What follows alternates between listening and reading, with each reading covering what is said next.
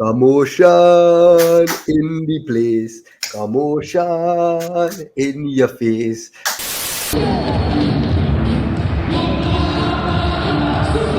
Hey, Soccer Right. King himself, Right. best right backs in the world. I would love to hear like someone maybe that you think should be on the list, but not in the top 10 because the top 10 is easy, right?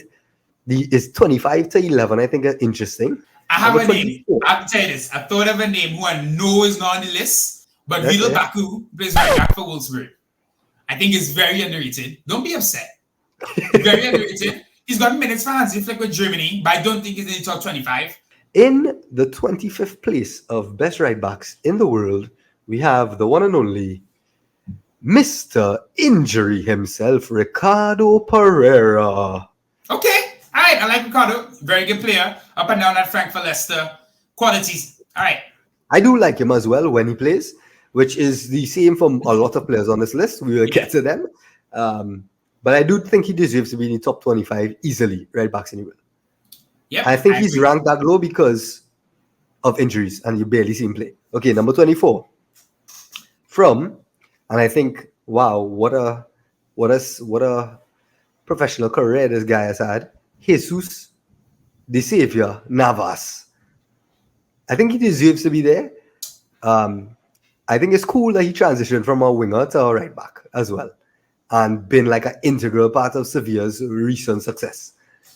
And historical, because Yeah, he was there. like- He was playing a winger back then when they first Exactly. started with. Yeah. I think he's like a real cool player, a real cool captain, a real cool defender, a real cool attacker, a real cool fella.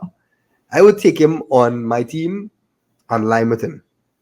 Yeah, I love Jesus Navas. He's old, like 38 maybe now, and still going. He is, to me, for Real Madrid fan, is like an upgraded version of Lucas Vasquez, who was also a winger that moved back. Sorry. But it's another level of player. Number 23, and maybe the name on the list that viewers may not be familiar with, Amari Traore. Okay. I haven't like seen that. enough, to be honest, to comment that he's better than somebody or worse than somebody. Yeah. Hard for me as well, but I like that pick. I would say I do that as this writer is actually paying attention. I'm Yeah, not just picking exactly. names. Exactly.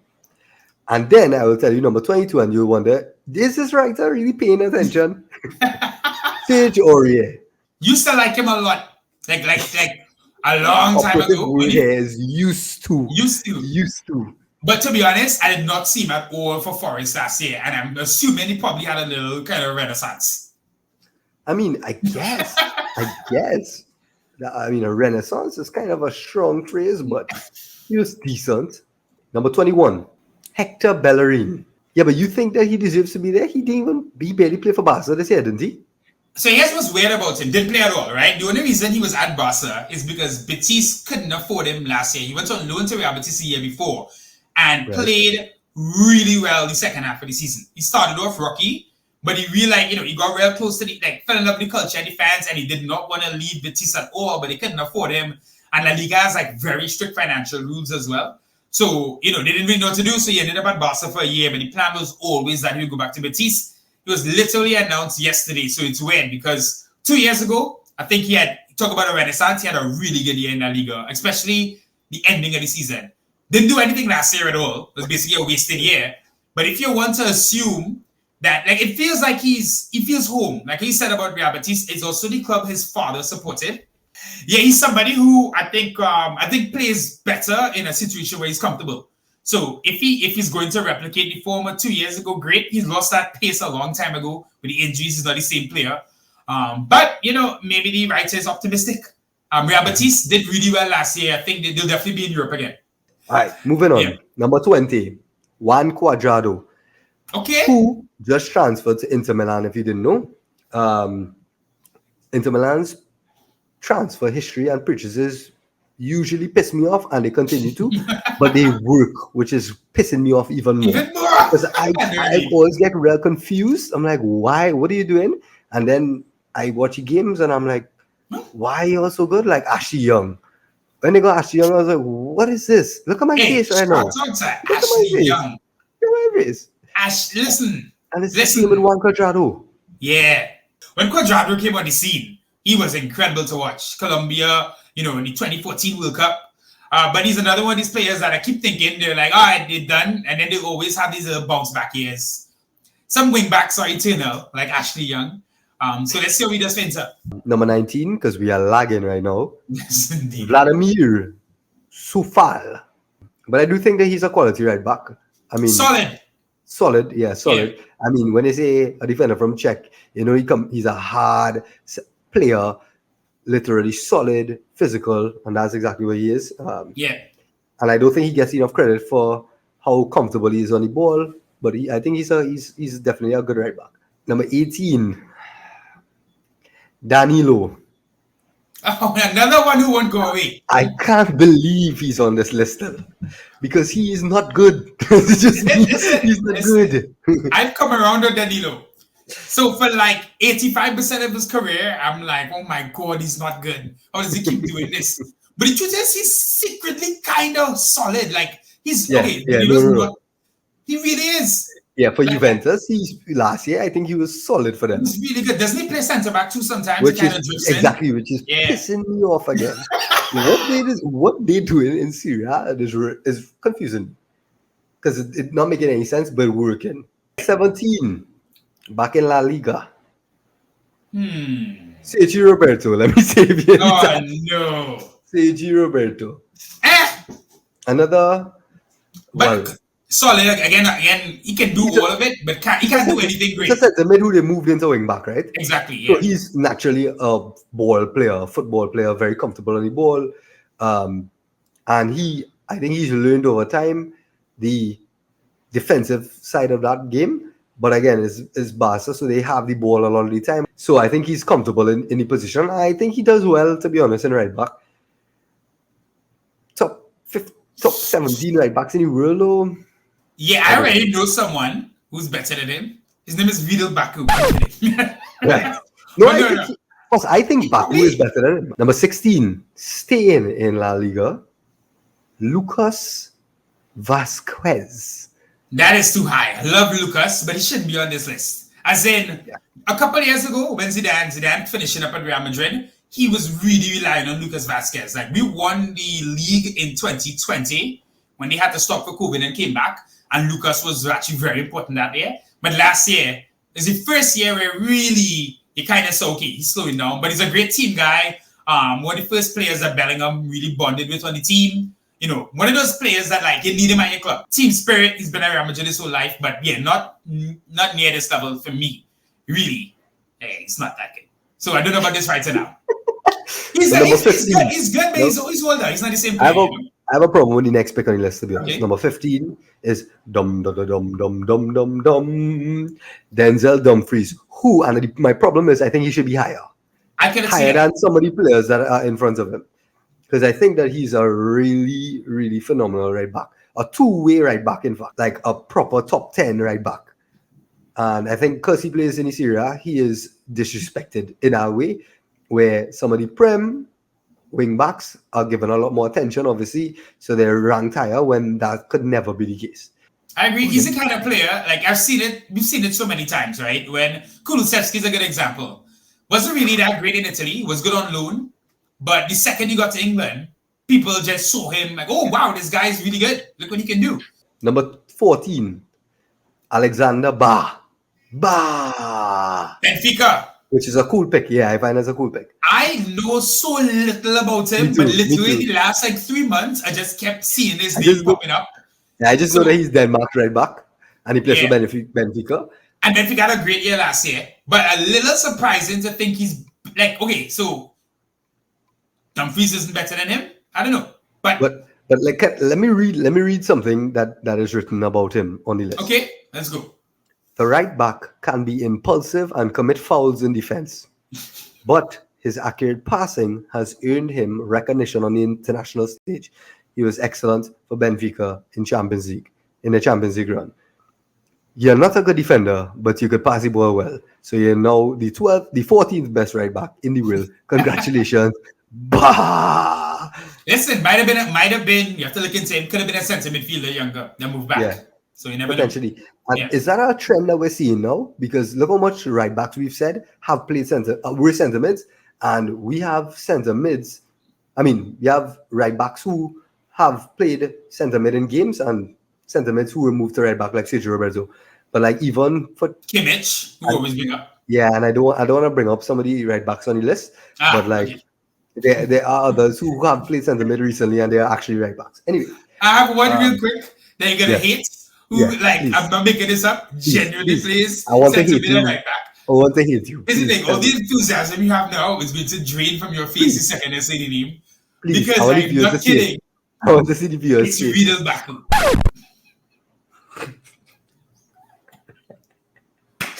Thank you.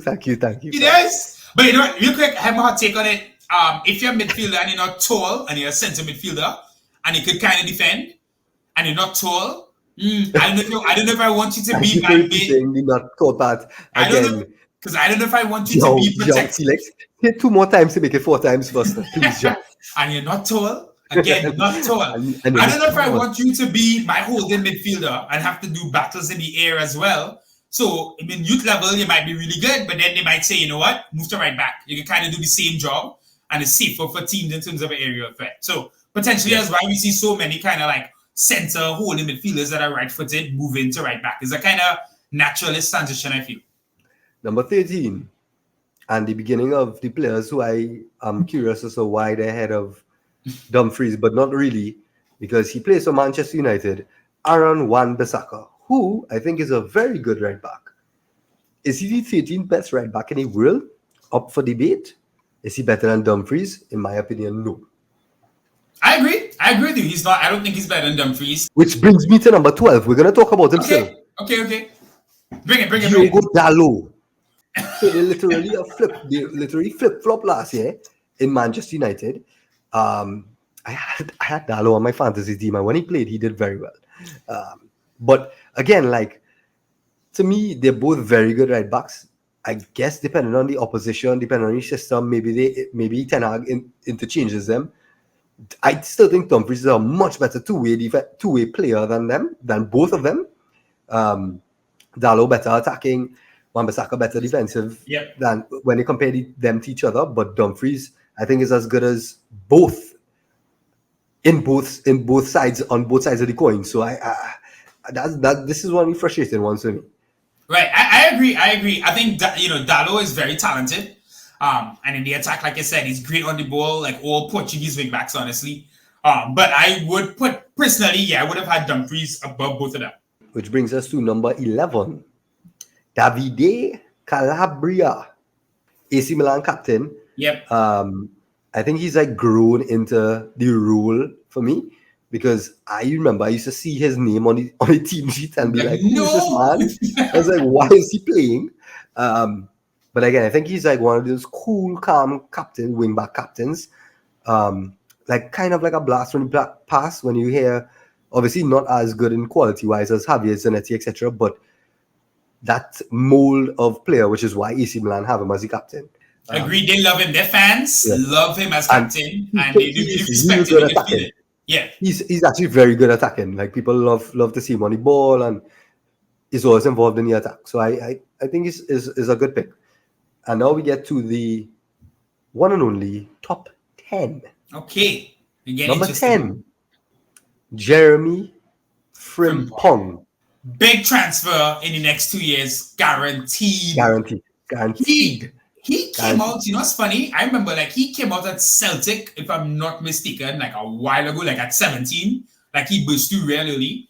And it was one of them kind of wonder kids where like, all the noise was there and then it kind of dissipated. One thing I know about that time was that the fans loved him in Celtic. Yeah. Loved him. And he started hot, but then the noise about him wasn't that big. And he moved to Leverkusen, has been good under Xabi Alonso, a lot of freedom in the attack. But yeah, definitely a player that's destined for bigger things, and I think we'll definitely be moving for big money very soon. And when you said he moved for big money soon, my initial thought was City, but he actually grew up in City's academy, by the way. So kind of funny, but I do think that he could end up there. Number 9, La Liga right back.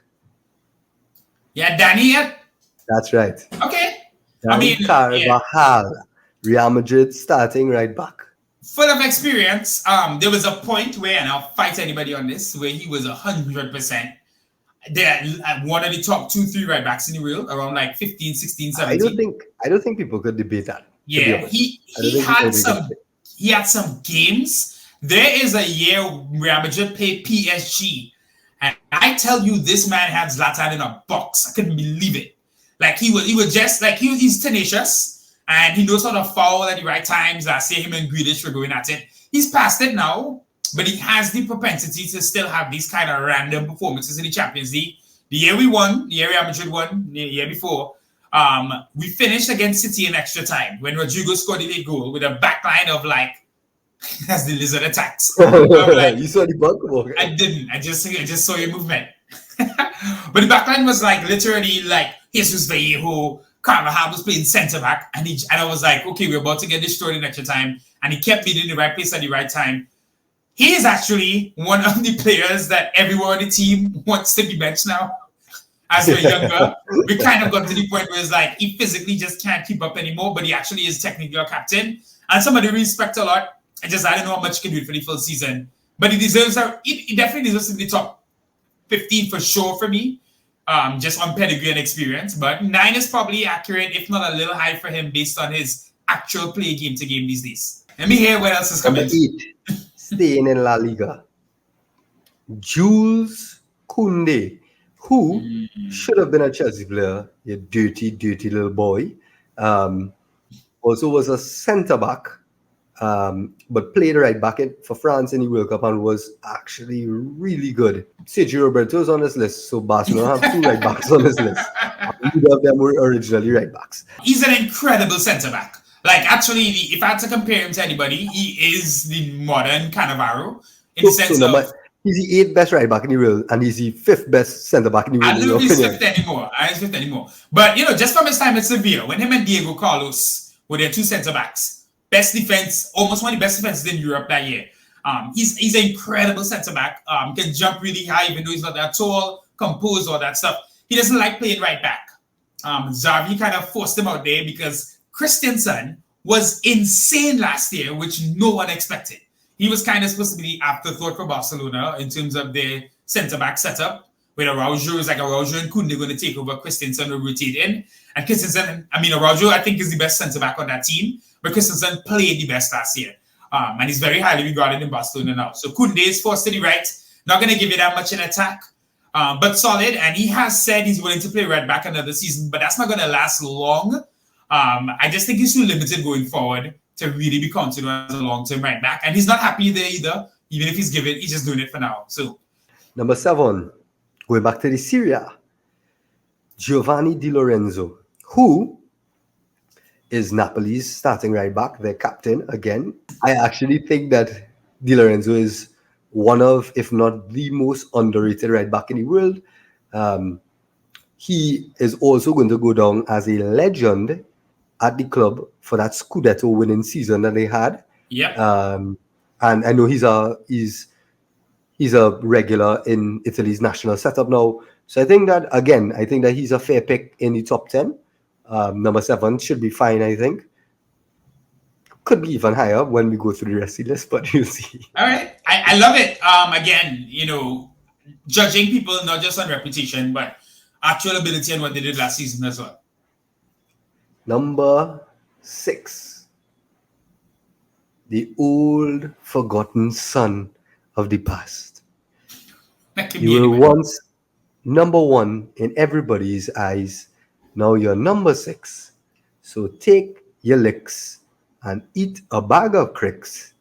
João Felix. João Cancelo. But the João Felix rhymed real well there. It did. João Cancelo. 2 years ago, best right back in the world. Hands down. Insane weapon. You feel like, my God, you have this guy. Yeah. You just, he could do anything in attack. He's a winger. Yeah. He's actually a winger. And he was playing left back. He was playing right back. He was playing left wing. He was playing drifting in the middle. Like, what a player and what a difference a year has made for him. I hope that we get to see him play consistently for a big team because I would love to see him back to his old dominant self, to be honest. Until he But ends up in he's Saudi Arabia. but he's going to Saudi Arabia for sure, isn't he? He's one of those, I can see it. Guess what's funny? Yeah, he was real great. As soon as City got rid of him, they won the Champions League in the treble. Yeah. I listen to a lot of City fans because, I can't watch them all the time, so I want to hear what they're saying. And they hated him last year. Very happy for him to leave. Attitude problems, of course, with Pep and not meshing well there, but also the idea that they were watching this new setup that Pep developed with 4 centre-backs, with Stones pushing up, Akanji and Ake, who are good players, but they went to another level under Pep. And they just basically saw, what we were gaining from Cancelo's ability in attack. They didn't need, compared to what they were getting in defense, being more solid with guys like that. And I think, Cancelo at Bayern didn't really pop off either. People were like, watch, but he's going to do all. They didn't want him. And even listening to Portugal fans talk about him at the World Cup. Oh, yes, he got benched. I thought that was going to be his time to prove himself as being one of the best wing backs in the world. And he started the first game, if I'm not mistaken, and he was not good, and he got benched. Deservedly so. So I don't know. Good luck in Al. Let's see where, because you go in Saudi Arabia, my brother. Here's the thing. He wants to come to Spain bad. He's mentioned a couple of times. Real Madrid had multiple times where they could have bought him. And personally, I really wanted us to loan him in last year. Right? I had the Carvajal issues I mentioned. So we were like, you know what? Let's get a young right back in. He could play both wing. He could play both positions. You saw we were playing Camavinga left back. So we obviously had issues. But Madrid didn't want him. And the fee is incredibly high. And at this point, let's see if he stays at City. But no one's going to buy him outside the Prem. Right? At that point, immediately. But no one's spending that money on him. So where is he going to go? Number 5. All right. And now we get to the full Prem list of right backs. Trent Alexander-Arnold. Move on. 4. No reason. Wow. I'm just like, now at this point, I'm like actually curious just to go down to, let's go down to 3 or 2. Number 4, Kyle Walker. Okay. Number 3, Kieran Trippier. Okay. Number 2, the one and only Reece James. The one and only. You know what? Let's do 4 down. Or was it 5 down? Trent, Kyle Walker, Trippier, and Reece. All 4 of England's right backs. Literally, one after the other. Best defender there is Kyle Walker. He had like a secret skill, which is the fact that he can stay with any winger in the world. And it comes to those big games, no matter how good you are defensively, he can literally negate the Rafael Leao's, the Vinicius's, etc. I don't know who else, if City had played anybody at right back in the world against Vinicius, even if they're better than Kyle Walker, I feel they would have suffered just because of the blistering pace. So I think Trent is the best with the ball. Obviously, we've spoken about him, maybe playing midfield, this, that, the other. I think Reece should be the best, right? He should, as in Reece not being outright 100% always better than these guys has to do with his injuries. 100%. Like meaning, Reece, bro. Yeah. A hot take. It's not really a hot take. It's just a biased take. It's a Chelsea take. It's an England take. It's just a take. Just take me. Just take. Take for yourself. Everybody's a take for yourself. Reece James is the best right back in the world if he would just stay fit. If he would just be a fit player and play as much games as Trippier and Trent Alexander and number 1 plays, he would be the best right back in the world. But he's not. In fact, they have been very generous to him to put him at number 2, but that's fully based on what the expectation of his potential is. Because, like I said, he should be number 1. And I think that should be generally common knowledge. But he's not, because he's always injured, and that's why he's number 2. Fair enough. I mean, on that list as well, I think a player we're both big fans of. I followed him before. The boss. But I watched him in Spain, like a lot closer. Yeah. The boss. He was on La Liga team of the year, bro. Yes, Kieran Trippier. Kylian Trippier. That man. Why is this saga still affecting us? Mr. Trippier, Simeone loved him. When he moved to Atletico, really soaked up kind of a lot of tactical stuff that Atletico were doing defensively. They won the league that season. They didn't really want him to go. He does. So to me, he's kind of, in a way, actually the best one of the four.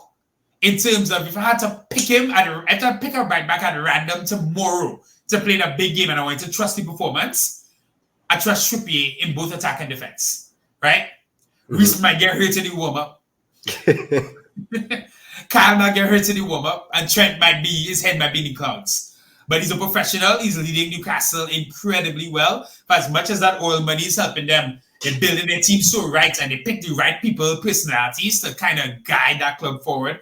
Whenever Trippier retires in the end, they look back on Newcastle, he's going to be looked upon as a pillar of what Newcastle ended up becoming. And we know who number one is. The one and only Baku. But Achraf Hakimi. Yep. No, your opinion on Hakimi as a defensively is what I want to hear. He can defend. I mean, he can kind of defend, but because attacking, he is obviously the best wing back in the world. Like that, there's no question, right? I think Cancelo has better ability on the ball, but I think Hakimi is just a smarter player in the final, and he's better off ball. I think he's just more productive in a sense, you know what I mean? I remember watching him for Inter Milan, boy, and I was please stay at this club forever. He didn't, I mean, listen, that's a man who is a Real Madrid product. Zidane gave him his debut. When we loaned him to Dortmund, the plan was for him to come back. We were like, cool, we'll loan him out. He's supposed to replace Carvajal years now. I'm hoping they bring him back one day. Incredible defender, can actually play both sides too if needed. An exciting player. One of the few players at PSG actually over the past few years, you could really say, hey, look, he's just kept improving. I think he deserves it, and excited to see what happens in his career when he leaves that club and he goes elsewhere. I would say this. I am actually positive there are like 5 to 10 right backs that are actually better than the players on the list. Better now, and I can't name them. Meaning, in terms of like genuine performances out there, if you really look across Europe and look at like right backs who are productive, what's his name? I watch La Liga mostly, right? So I could talk on this, but I can't say Fresneda, who plays for Valladolid, who's like 18 years old and is in big talks for Barcelona, possibly coming to the Prem.